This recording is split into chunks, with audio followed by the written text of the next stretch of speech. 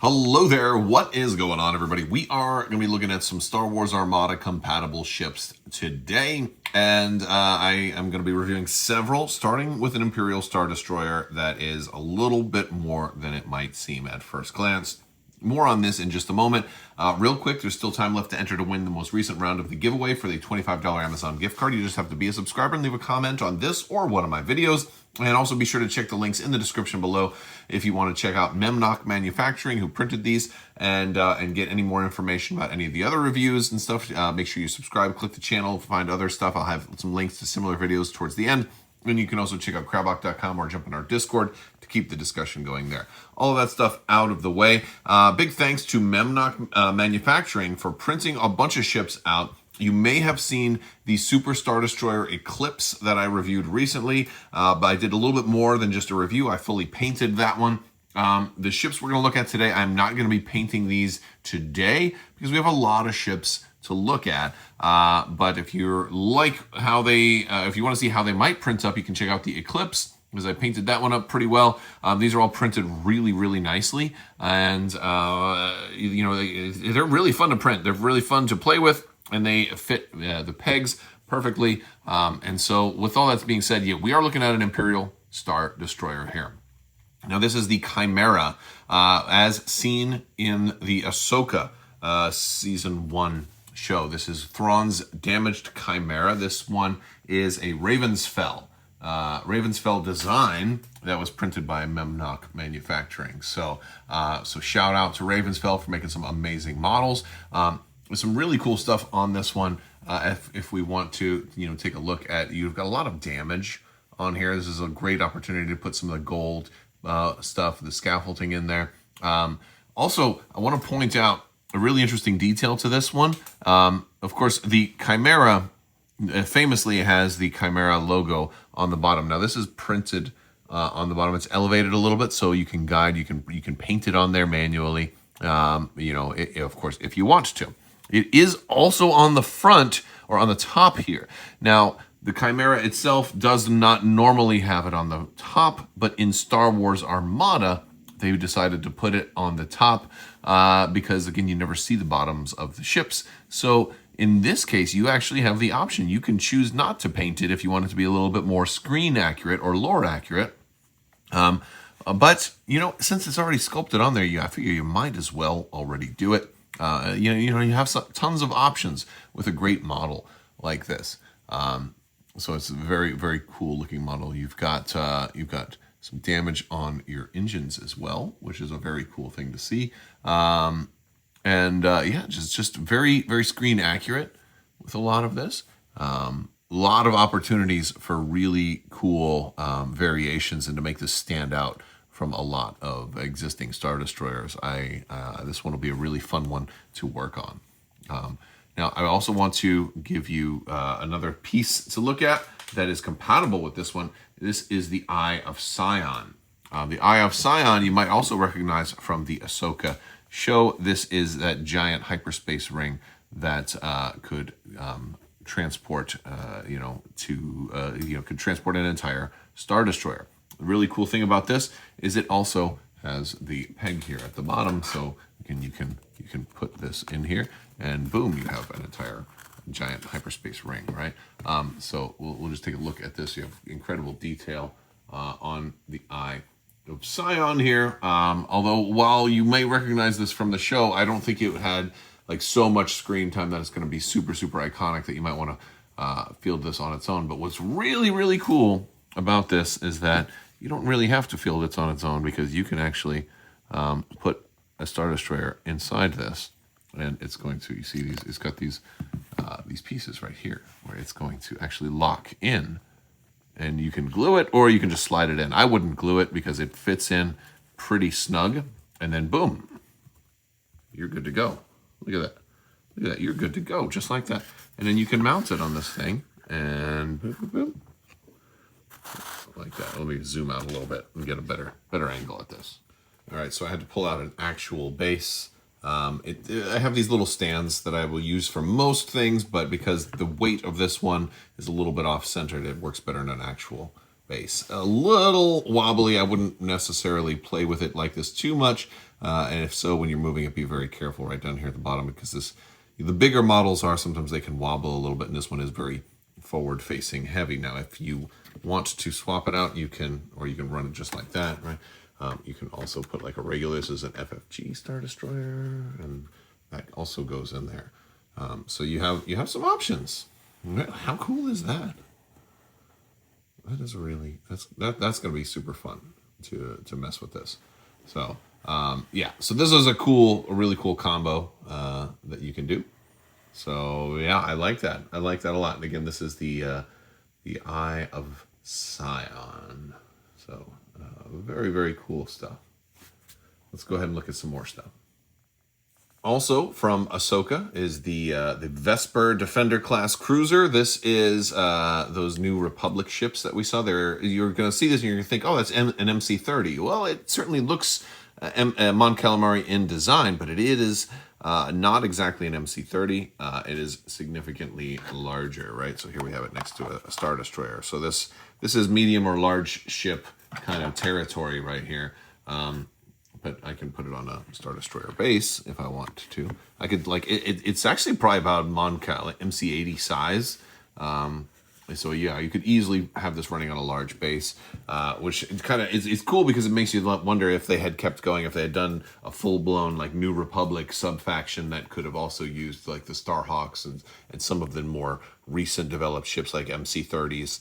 And then, of course, new things like this would have been really cool. Speaking of MC30s, if you're looking for some variation on your MC30s, there's a couple of different designs. We're going to look at 3 different versions of the MC30 here. So this is the first one we're going to look at. A little bit more narrow in the front, right? We've got some cool detailing on the underside as well, which is a fun one. We've got another one right here. Slight variation, like there's a little bit smoother on top, a little bit less bridge work on this one, a little bit less bridge work, but still very cool, and a little bit different designs on some of the under greeblets. Greeblets is that like greebles, but smaller ones. And then this one has a little bit some extra paws. Now this is a cool thing that I like. I like where 3D printing has come in and that we can do this now, because Mon Calamari ships were like never the same, right? They were all built kind of unique. They weren't assembly line ships. So if you're running multiple Mon Calamari ships, it's a really cool idea to be able to run a bunch of very different ones, which I thought was a very cool thing. So yeah, so we have some different versions, right? And of course you got the like, don't talk to my kids ever again, So we looked at a little bit of Empire and a little bit of Rebels. Let's jump towards the Clone Wars a little bit. All right, so we're looking at another Ravensfell design here. This one is a Munificent, but it is a slightly different Munificent than the one that you would have in your starter. This one is a little bit, I believe it's supposed to be a little bit more movie accurate. And so, again, you can have a lot of variation in your ships, and it's cool to have some that are slightly different. And plus, if you like to paint, it's a great opportunity to get in there and throw some paint on this thing and maybe make it match your other Munificents, or maybe have this one be slightly different. There's some really cool options that you can do with these. And considering the price of what the starters are going for, I was just at a place where somebody was selling some old Armada stuff, and it was like triple the price of what it would have been. So yeah, so Munificents aren't as cheap as they once were. So if you're thinking of getting some of your own, this is a really cool model, and it really was printed really, really well. So Memnoch Manufacturing did a great job with this. It's really beautiful, really beautiful. We also have something else for the Separatists. This one is a significant amount bigger. This one is it's a subjugator, but it's a Devastation class subjugator heavy cruiser. Now, you may think this looks kind of like the Malevolence that Grievous has had. It's a kind of an alternate version of this type of ship. it is, no, there's only one peg in this one. So this one is kind of an oversized large, but not necessarily a two peg huge ship. It could go a couple of different ways there, I guess. You could still run it as a huge if you wanted to. But so I think this one was one that was only in like a Nintendo DS game called Star Wars: The Clone Wars Jedi Alliance. But it has a single kind of super laser weapon on the front here, which you can see, which is noticeably different than the Malevolence that you saw in the Clone Wars, with the giant side panel thing. So this has got a forward-facing gun.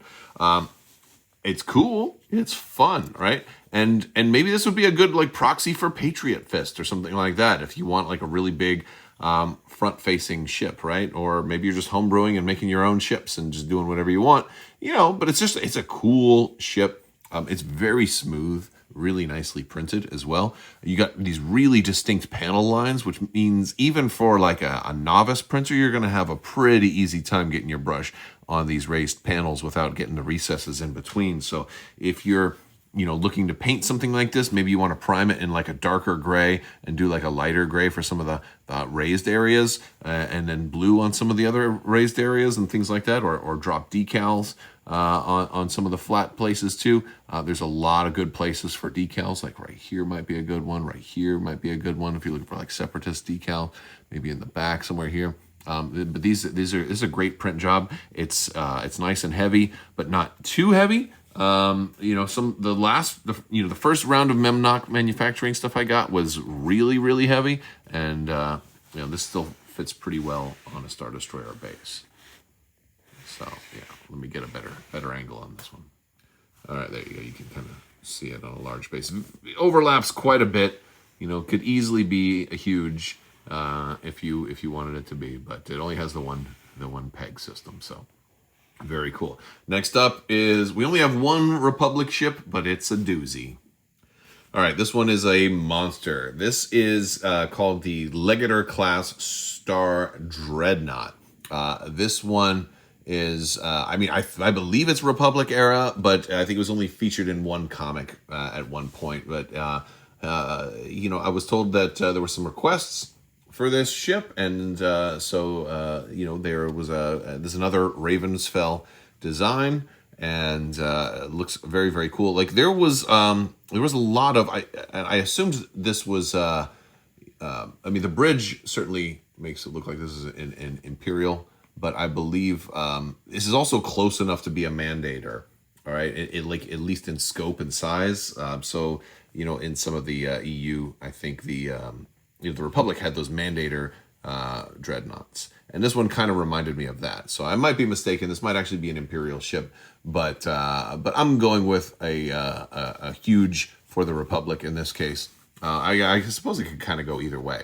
But yeah, it's a very big ship. It does have the double peg system here at the bottom, so this will run not quite as big as a Super Star Destroyer, but also could make a really good proxy if you're looking for like if you're running like the assault prototype or something like that. It doesn't have to be the Executor if it's a prototype. So you have all the kind of grace in the world to say, well, this one looked a little different because they weren't done with it yet. So that's kind of the deal with this one though. Very, very cool piece. Lots of cannons all over the place on this one. I think it could, again, this is maybe an Imperial ship, but maybe a Republic ship also. You can paint it however you want, I suppose. And since they're in so related in lore, so much of the Republic stuff did go into the Empire, it could be both. It could be both. So yeah, you can have a lot of fun with this and all of these ships. All right, so that is a look at some of the amazing print jobs you can get over at Memnoch Manufacturing. Big thanks to Memnoch Manufacturing again for sending all of this stuff out. A huge shout out to Ravensfell Designs for all of these amazing designs. They're really, really pretty. And I do love to paint ships, so I've got a lot of work cut out ahead of me. And you can check out some of the social media links in the video description below if you want to wait for those and check out some of the other work that we've done already. There is definitely a lot of ships to get painted, and love to check those out. Also, the Armada Nexus Discord is doing a painting competition. If you are a ship painter, you may want to check that out. I'm helping judge that paint competition, so it's a pretty cool, it's a fun thing to do. Painting competitions are super fun, and there's time left to enter to win that, so definitely check it out. All right, guys, that is going to do it for today's video. Big thanks to my patrons. You guys are amazing and help make this whole channel possible. Thank you so much for your continued support.